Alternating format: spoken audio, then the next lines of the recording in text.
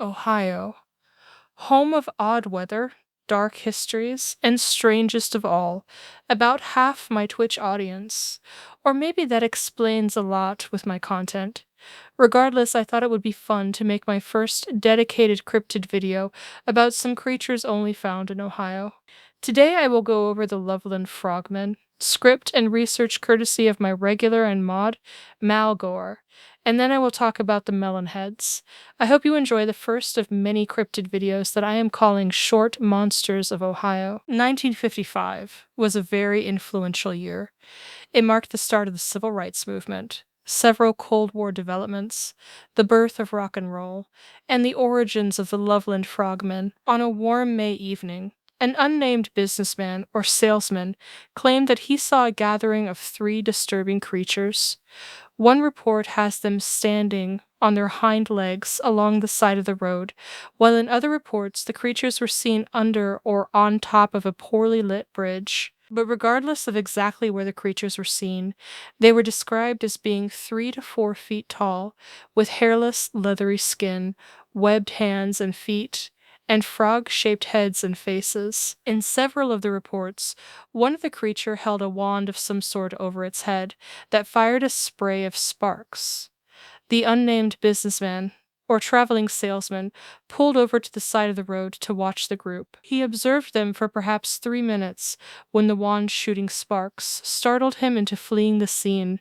Hey ma'am, 1955.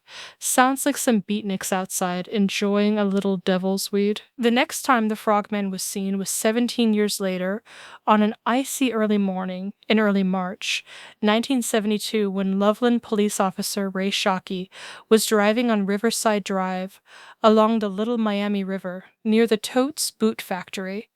When his headlights illuminated an unidentified animal, he described it as being 3 to 4 feet long, about 50 to 75 blands, with leathery skin like a lizard or frog. It scurried across the road and crouched like a frog before it momentarily stood on its hind legs to climb over the guardrail, heading down towards the river. A later investigation by the Loveland police would claim to find scratch marks or abrasions on the guardrail in the area where the incident had been reported. Now, I would like to take a moment to imagine the scene when Officer Shockey walks into the station to give his end-of-shift report. A fellow officer spoke up. "Ray, are you okay? You're looking kinda pale." Another officer hoovering by the coffee maker joined in.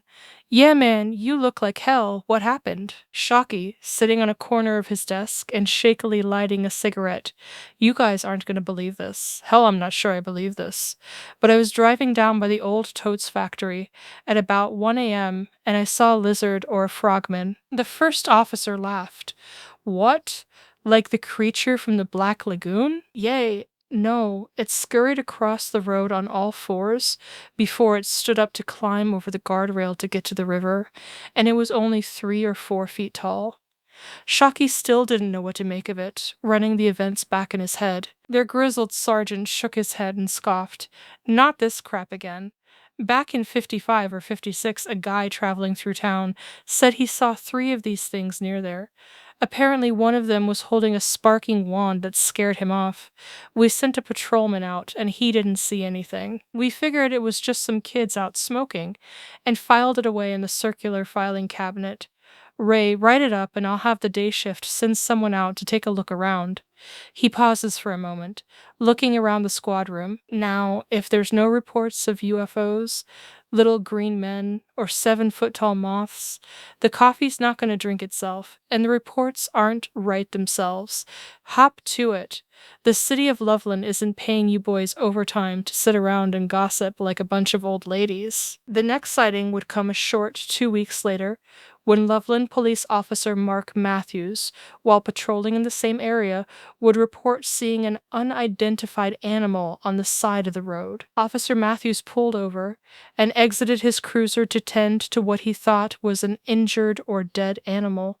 When the animal started to crawl under the guardrail, discharged his service weapon, allegedly stating, "I know no one would believe me, so I shot it." This frogman, as it came to be known, was only reported to have been since one more since the 1950s, But a group of children playing Pokemon Go in 2020, they did manage to take a picture, however in Bigfoot blur filter fashion.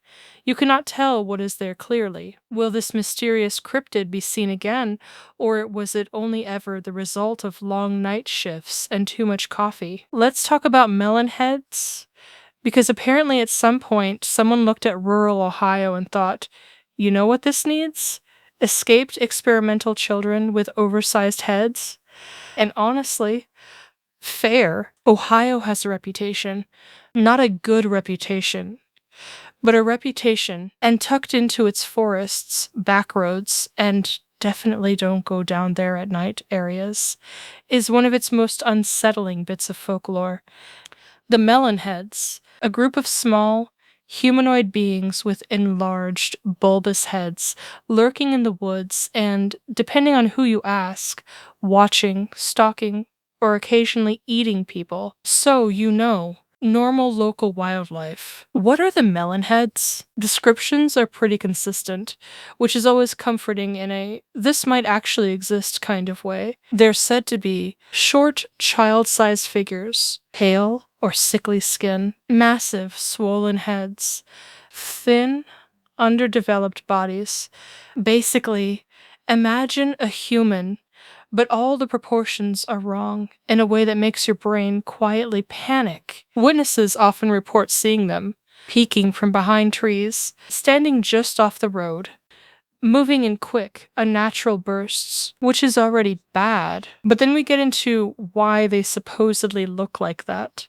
The origin story, because it gets worse. The most common explanation? Experiments. Because of course it's experiments. According to the legend, the Melon Heads were once children, orphans, or patients, kept in a remote facility somewhere in Ohio. The details vary, but the theme stays the same. A doctor, isolation, and very questionable ethics. The doctor, not suspicious at all. Depending on the version, this mysterious figure is often referred to as a reclusive scientist working on brain development, essay on hydrocephalus, fluid buildup in the brain, psychological conditioning, which already sounds like a horror movie pitch. The story claims he performed experimental procedures on these children, causing their heads to swell unnaturally while stunting the rest of their bodies. Because apparently, oversight committees were optional. The escape, predictably, this goes poorly. At some point, again, details vary, the children either escaped, rebelled, or the facility burned down in a very convenient, no evidence left situation. And instead of, seeking help, they fled into the surrounding forests, where they've supposedly lived ever since, evolving, surviving,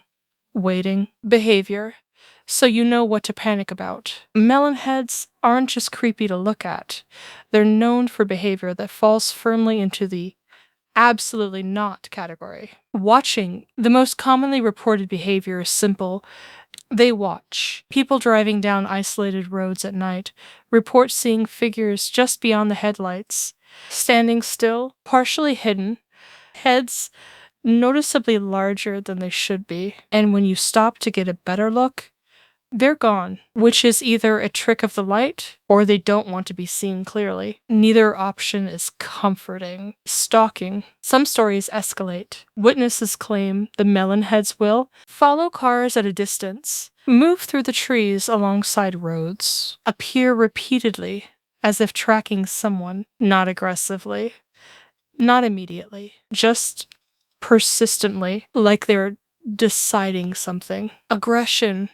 Congratulations, you've been noticed. In more extreme accounts, the Melon Heads aren't just observers, they're hostile. There are stories of scratching at vehicles, surrounding isolated individuals, emitting strange sounds or high-pitched cries, and in the darkest versions, they attack quickly, coordinated, and without warning, which raises the uncomfortable possibility that whatever happened to them didn't just change their bodies, it changed how they think. Locations where you should definitely not go. In Ohio, Sightings are most often tied to remote, wooded areas and back roads. Places like abandoned roads, dense forest regions, areas with old, forgotten buildings, and, all the places that already feel like something is wrong before anything actually happens. Almost like the environment itself is part of the story. Why people think it might be real?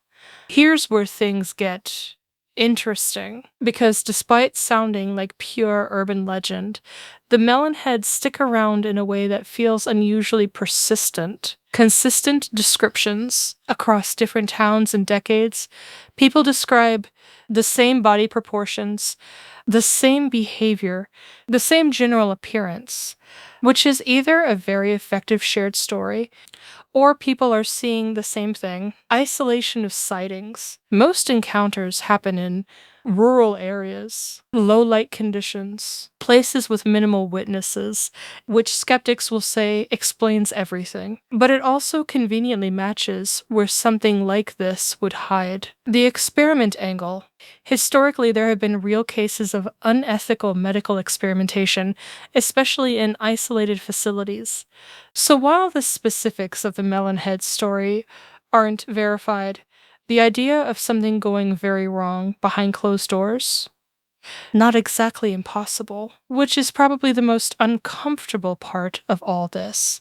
The real fear. The Melon Heads aren't scary just because of how they look. They're scary because of what they imply. That somewhere, at some point, someone tried to fix something, took it too far, and lost control. And instead of ending, it just moved into the woods, out of sight, not gone. Closing thoughts. So if you ever find yourself driving down a quiet Ohio back road at night, and you catch something standing just beyond your headlights, too short, too still, head just a little too large, you could stop, you could investigate, you could try to prove it's nothing.